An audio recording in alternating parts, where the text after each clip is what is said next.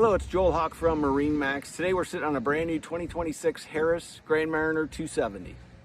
Starting on the back of the boat, you can see it's powered by a Mercury 425 V10 outboard. Painted in white. Got your popular lily pad ladder.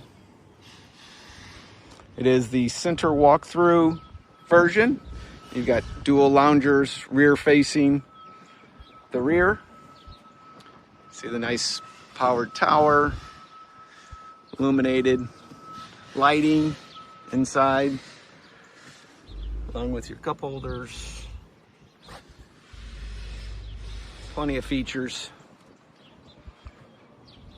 You got your dual captain chairs, raised helm. You have both your Simrad screens, JL audio system.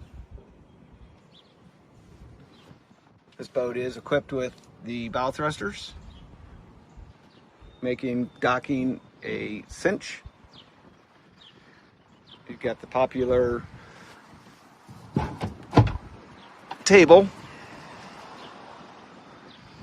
plenty of storage room. This special model has the center seat. It gives you a nice U-shaped seating. And this also can be removable.